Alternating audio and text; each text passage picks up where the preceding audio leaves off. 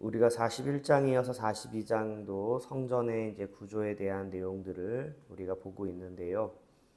43장에는 하나님께서 그 성전에 오신다라는 것으로 또 시작이 되었는데요. 그래서 이 40장에서 42장에 나오는 이 성전 구조를 설명하는 것은 이제 하나님께서 그 성전 가운데 임재하시게 되시기 위한 하나의 준비를 위한 것이죠. 근데 우리가 이 성전 구조를 이렇게 설명을 하면서 가장 중요하게 여겨지는 부분들이 무엇이냐면 바로 거룩성이 훼손되지 않는 그러한 것을 가장 중요하게 지금 여겨지고 있는 거예요.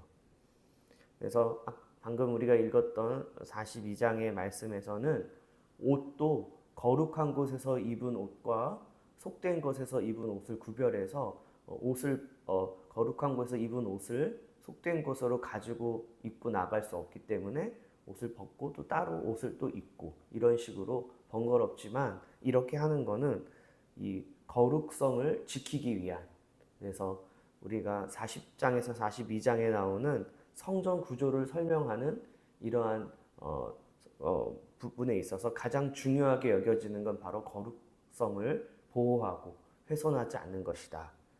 그래서 거룩성은 무엇보다 중요한데요. 이거는 하나님과 인간이 함께 할 수 있게 하시기 위해서 예수 그리스도께서 십자가를 지신 이유이기도 한 것이죠. 인간은 언약을 파기함으로 거룩성을 훼손했어요. 아담과 하와가 선악을 알게 하는 나무 열매를 따먹으로 말미암아 언약이 파기되었고 거룩성이 훼손되었고 이것으로 인해서 인간은 더 이상 하나님과 함께할 수 없게 되었다. 그래서 하나님과 함께할 수 없게 된 가장 큰 요인은 뭐냐?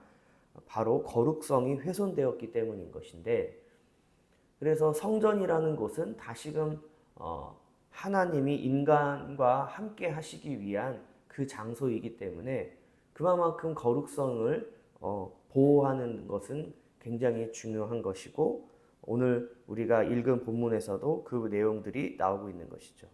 그래서 예수님의 이 십자가는 이 파기된 언약을 회복하기 위한 하나님의 조치였고, 근데 이제 예수 그리스도의 십자가로 말미암은 새 언약은 이제는 파기할 수 없는 언약이 되었다. 그래서 하나님과 인간과의 관계를 회복하셨고, 이거는 더 이상 이제 예수 그리스도의 십자가의 새 언약은 하나님과 인간이 더 이상 파기될 수가 없는 그러한 새 언약으로 인도되었다라는 것을 우리가 또 알 수 있고요. 예수님이 그래서 오시기 전까지 이 거룩성을 지키기 위한 노력이 계속되었는데, 이게 우리가 우리가 보고 있는 이 구약 성경이 바로 그것이죠. 레위기의 제사부터 시작을 해서 지금 우리가 성전의 이 거룩성을 보호하기 위한 여러 가지 조치들, 이런 것들이 다 뭐예요? 예수 그리스도께서 오시기 전에 이 거룩성을 지키기 위한 끊임없는 노력이 있었다. 이게 구약 성경에 나오는 것이죠. 그래서 하나님이 인간 가운데 머물러 계실 수 있기 위해서는 성전이 필요했고, 그 성전은 철저히 거룩성을 훼손하지 않는 방향으로 지어져야만 했다. 그래야 하나님이 인간 가운데 머물러 계실 수 있기 때문이죠. 그래서 43장에 하나님이 성전 가운데 임재하신다 이거예요. 왜요? 거룩성이 철저하게 지켜지고 보호되었기 때문에 하나님이 오실 수 있게 되는 것이죠. 그러니까 여러분, 우리가 날마다 예수 그리스도의 십자가의 보혈의 피를 의지하며 살아가야 되는 이유는 그 예수의 보혈의 피가 거룩성을 보호해 줄 수 있는 것이기 때문이고, 그 거룩성이 보호되는 것은, 훼손되지 않는 것은 하나님이 우리와 함께 하시기 위한 임마누엘, 그 임마누엘로 영원히 함께 하시기 위한 그러한 위에서 필요한 조치이기 때문에 우리가 오늘도 예수 그리스도의 십자가를 붙잡고 살아가야 되는 것입니다. 우리는 이 성전의 높이와 두께를 보면서 굉장히 우리가 이제 뭐 이렇게 우리가 요즘에 사용하는 성전 단위가 아니기 때문에 우리가 그 두께나 이런 걸 잘 알 수 없지만 뭐 2m 막 이 정도 되거든요. 제가 구체적으로 말씀을 드리지는 않겠지만 높이도 굉장히 높고요. 그래서 성전이 굉장히 두껍습니다. 예, 두껍게 지어졌다라는 것을 우리가 알 수 있는데 그만큼 이 거룩성을 지키기 위한 성전의 건축의 모습도 우리가 알 수 있고요. 그래서 성과 속의 분리가 철저하게 이루어졌다. 거룩한 것과 거룩하지 않은 것을 분리하기 위한 벽의 두께도 굉장히 두껍고요. 높이도 굉장히 높기 때문에 그만큼 거룩성을 지키기 위한 이러한 조치가 이 성전을 짓는 데 있어서도 여실히 드러나 있다라는 것이고요. 그리고 또 한 가지 재미있는 부분은 뭐냐면 이 성전의 이 측량 지수가 25척으로 되어 있어요. 그래서 25의 배수로 다 되어 있어요. 25, 50, 500척, 100척.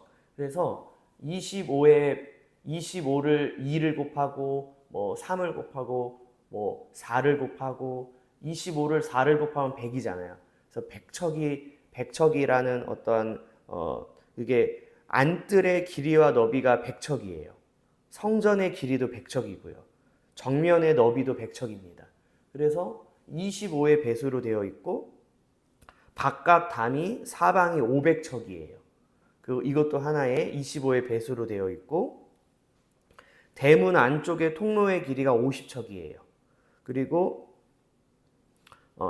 통로 양 옆에 방들 뒤쪽 벽에서 그 반대방이 뒤쪽 벽까지의 길이가 25척이고 그래서 뭐 제가 이렇게 설명을 해드리면 좀 와닿지가 않으시겠지만 이 성전에 이 측량하는 그 측량의 지수가 25의 배수인데 그래서 25라는 이 숫자가 중요하게 여겨지고 있다. 그러면 이 25가 그리고 성전 지역 밖에서 성전까지 올라가는 데에는 25개의 계단이 있어요. 이렇게 이제 25라는 숫자가 중요하게 여겨지고 있고 이것이 또 이렇게 측량할 때 측량 지수가 이렇게 되어져 있는데 이 25라는 것이 어디서 나오냐? 에스겔서 40장 1절에 나와요. 에스겔서 40장 1절에 보니까 우리가 사로잡힌 지 25째 해 성이 함락된 후 14째 해 첫째 달 14째 달에 곧 그날에 여호와의 권능이 내게 임하여 나를 데리고 이스라엘 땅으로 가시되.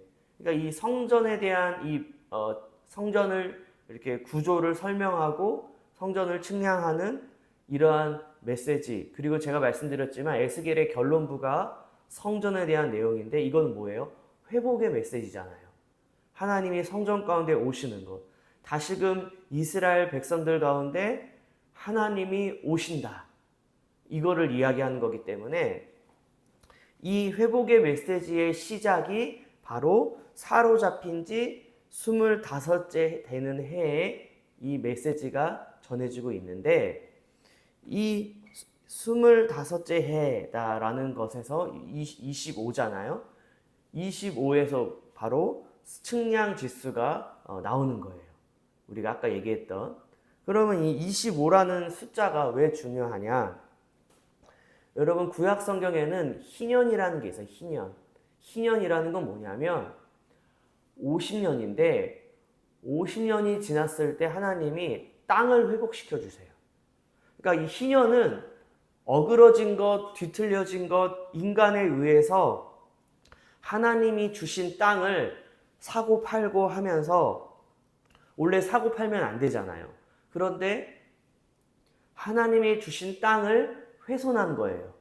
어떻게 보면요.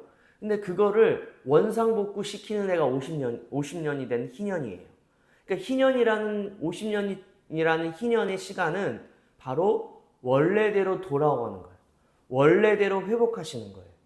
근데 그 50년이라는 희년의 중간이 25년인 거예요. 그래서 이건 무엇이냐면 50년이 됐을 때 하나님은 우리 이스라엘을 회복시킬 것이다 라는 믿음이 이스라엘 백성 가운데 있어요.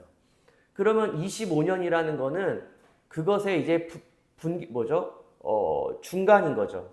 이제는 뭐라고 합니까? 이렇게 다시 이렇게 이제 25년이라는 시간이 지나면 회복할 것이기 때문에 이제 25년이라는 시간은 바로 희년이 오기까지 절반이 지났고 또 절반이 시작되는 바로 소망의 해라는 것입니다.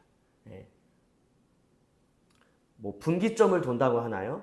이렇게 분기점을 돌듯이 이렇게 한 바퀴 우리가 마라톤이나 어떤 달리기를 했을 때 어느 지점까지 지점을 찍고 다시 돌아오는 것처럼 지점을 찍고 다시 돌아오는 과정이기 때문에 이거는 뭐예요? 하나님의 회복의 역사를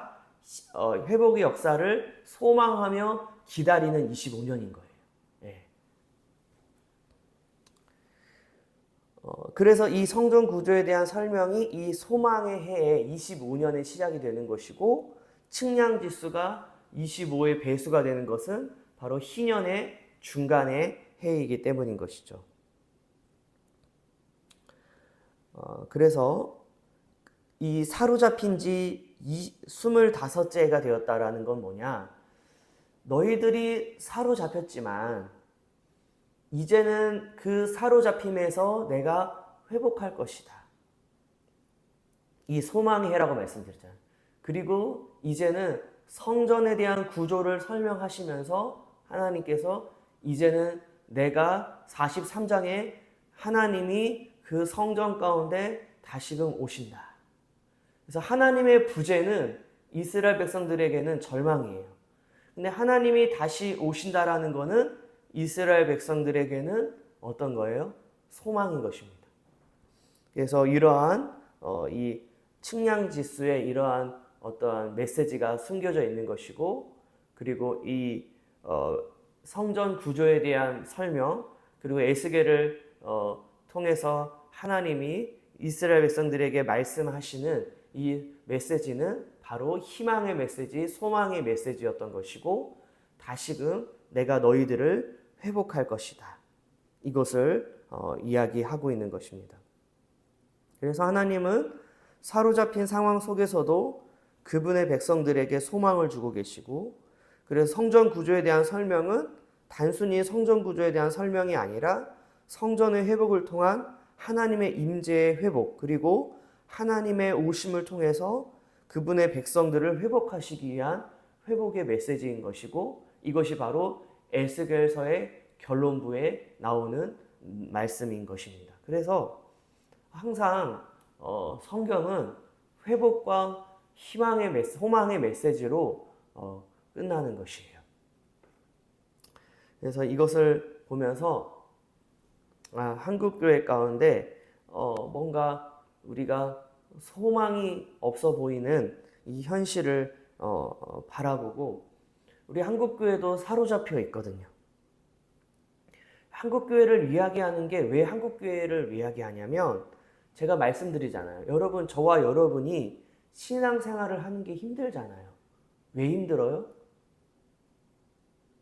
한국 교회가 지금 사로잡혀 있기 때문에 그래요. 저와 여러분도 한국 교회잖아요. 왜 어렵습니까? 왜 신앙생활이 어려워요? 회개가 안 되니까 어려운 거죠. 제가 늘 말씀드리잖아요. 성령께서 한국 교회를 떠났다니까요. 이거는 완전 똑같아요. 하나님의 영광이, 하나님의 임재가 이스라엘 백성을 떠났어요. 그게 에스겔서 초반부에 나옵니다. 이스라엘 백성들의 범죄함으로 하나님의 영광이 성전에서 떠나는 모습이 에스겔서의 초중반부에 나온다는 거예요. 그러면서 40장 이후로 다시금 성전을 설명하고 43장에 다시금 그 영광이 회복되는 모습을 보여주시는 거예요. 그러니까 여러분, 지금 한국교회가 회복되는 거는 저와 여러분의 신앙생활과 너무나도 밀접한 관련이 있고, 이 부흥이라는 것이 왜 중요하냐면, 여러분, 지금 우리가 그냥저냥 이렇게 신앙생활 했다가는 다 지옥 가게 생겼어요. 여러분, 신앙생활 해보세요. 예수님의 십자가를 붙잡아야 된다고 하면서도 그게 잘 되냐고요? 잘 안 되잖아요. 회개해야 된다고 늘 말씀을 드리지만 그 회개가 되냐고요? 안 된다니까요. 회개의 영이 임하지가 않기 때문에 안 되는 거예요. 회개를 해야지 되잖아요, 지금. 지금 우리가 보세요. 저와 여러분, 이곳에 계신 분뿐만이 아니라 우리 주변에 있는 모든 사람들도 회개를 해야 될 거 아니겠어요? 근데 그 회개가 안 되는 거예요, 지금. 지금 한국교회가 그런 상황 가운데 있어요. 여러분, 신앙은 개개인의 신앙이 아니야. 신앙은요, 공동체적인 신앙인 거예요. 무슨 말이에요? 한국 교회가 저와 여러분인 거예요. 그러니까 저와 여러분이 아무리 신앙생활을 잘하고 아무리 하나님 앞에 몸부림친다고 하더라도 한계가 있는 거예요. 여러분이 아무리 깨어 있다고 하더라도 한국 교회의 한계 속에 있을 수밖에 없다니까요. 그 한국 교회의 한계가 뭐예요? 회개의 영이 떠난 거예요. 아무리 여러분이 회개하려고 해보세요. 회개가 안 된다니까요. 아무리 예수의 십자가를 붙잡고 살려고 해보시라고요. 안 돼요.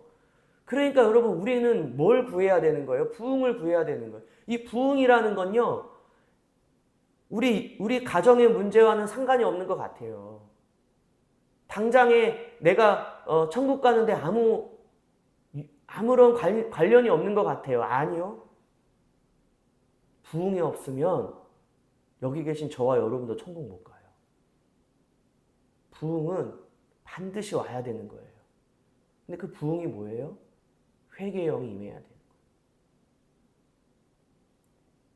회개의 영이 임하지 않아. 회개의 영이 떠난 지 오래예요.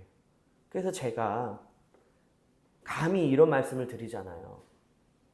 제가 부교육자를 하면서 수많은 교회를 다니면서 교인들을 만나봤지만 천국 갈 교인을 한 명도 못 만났다라는 것은 무슨 말입니까? 진정한 회개를 해본 교인이 한 명도 없다 이거예요. 여러분은 어떠십니까? 진정한 회개를 해보셨어요? 거듭남을 얘기하는 거예요. 자아가 죽고 예수가 내 안에 사시는 그러한 물과 성령으로 나지 아니하면 하나님 나라를 볼 수 없다고 예수님이 딱 못 박으셨잖아요. 물과 성령으로 다시 태어나셨냐 이거예요. 그러니까요, 이 성찬식이라는 게 우리가 성찬을 해도 성찬에 예수 그리스도의 피와 살을 먹는 것을 기념하는 이 성찬식의 의미가 그렇게 없는 거예요. 왜요? 거듭나야지. 물과 성령으로 나야지 우리가 성찬을 할 때 예수 그리스도의 피와 살을 먹을 때 그것이 어떤 의미가 되어지고 그것이 우리에게 엄청난 능력으로 나타나야 되는 것인데, 그래서 제가 왜 성찬식을 하지 않느냐. 성경에서도 예수님도 얘기하죠. 헛되이 피와 살을 먹고 마시면 죄를 짓는 거다. 쉬운 얘기가 아닌 거예요. 그런데 어느 때보다도 성찬식이 남발되어지고 있는 시대 가운데 살고 있어요.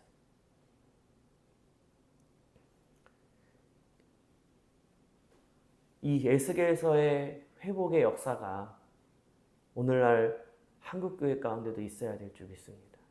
그러니까 여러분, 부흥은요, 제가 부흥을 이야기하는 데 있어서 이거는 여러분의 구원과도 직결되어 있는 거라니까요. 여러분의 가족들의 구원과도 직결되어 있어요.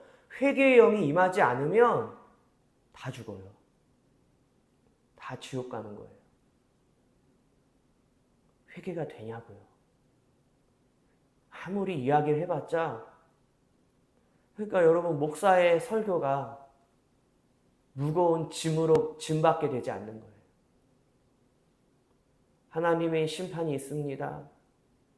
우리가 하루하루를 살 때 회개하고 돌이키지 않으면 죄를 쌓는 거니까 차라리 사는 게 저주고 죽는 편이 더 낫습니다. 이렇게 경각심을 심어주는 말씀을 전해봤자 또 죄를 짓고 또 죄를 쌓는 하루를 살 수밖에 없는 이 저주스러운 상황들이 뭐예요? 바로 한국교회가 처한 상황이고 바로 저와 여러분이 처한 상황이고 이것을 해결하는 길은 성령께서 한국교회 가운데 다시 오셔야 돼요. 성령의 역사가 다시금 한국교회 가운데 와야 돼요. 많은 분들이 이야기하죠. 야, 성령의 역사가 왜 없느냐? 지금도 성령의 역사하시지 않느냐? 맞습니다. 어느 부분은 역사하시죠. 예, 하나님 역사하시죠. 그러기 때문에 우리가 지금 이렇게 붙들려 있고 이렇게 붙어 있는 거 아니겠습니까? 주님께 붙어 있는 이유도 그런데 성령이 소멸되어졌어요. 회개하게 하시는 영이 사라졌어요. 왜요? 회개를 안 하니까. 여러분 왜 회개가 안 되는 거예요? 제가 예전에도 말씀드렸잖아요. 죄가 쌓이고 쌓이면 성령이 소멸되어져요. 한국교회가 회개하지 않고 죄를 쌓다 보니까 이제는 성령이 떠나버리신 거예요. 언제 떠났습니까? 역사적으로 봤을 때 언제 떠났어요? 1900년대, 30년대, 40년대 그때 떠났어요. 떠난 지가 엄청 오래됐습니다. 그럼 그 자리에 누가 들어와요? 더러운 귀신이 역사를 하고 성령의 죄를 회개케 하시는 성령의 자리에 뭐가 역사를 해요? 병이 낫고 복을 받고 예수 믿고 잘 먹고 잘 살고 예수 믿고 병을 낫고 그러한 역사들을 바라는 것들이 70년대, 80년대 들어오기 시작하고 이미 신사참배 이후로 한국교회는 영적으로 완전히 박살이 나버렸죠. 그러면서 60년대부터 한국교회는 더 이상 교회의 모습을 보이지 못해요. 왜요? 정치와 유착이 되고 기복주의와 세속화가 이미 시작이 되었고 그런 와중에 70년대부터 80년대부터 대형교회가 탄생하기 시작을 한 거예요. 근데 그거를 우리는 굉장히 자랑스럽게 생각을 하죠. 교회의 성령이 떠난 자리에 인간의 탐욕으로 세워진 교회들이, 큰 교회들이 생겨나기 시작을 하면서 이렇게 여기까지 오게 된 것입니다. 다시금 하나님이 하실 겁니다. 우리가 할 수 있는 건 없죠. 하나님이 다시금 한국교회를 불쌍히 여기시고 저와 여러분을 불쌍히 여기셔서 회개의 영을 부어주셔서 진정한 회개가 있게 되어지고 이것을 통해서 저와 여러분이 구원을 받는 놀라운 은혜의 역사 다시금 이 에스겔서의 40장과 48장에 나오는 회복의 역사가 오늘 이 시대 가운데 한국교회 가운데 있기를 간절히 바라겠습니다. 하나님 아버지 저희들을 불쌍히 여겨주시고 회개의 영을 부어주소서. 회개하게 하시고 교회를 거룩하게 하시고 정화하시고 다시금 교회의 거룩성을 회복하여 주시는 놀라운 성령의 역사하심이 한국교회 가운데 있게 하여 주옵소서. 예수님의 이름으로 기도합나이다. 아멘.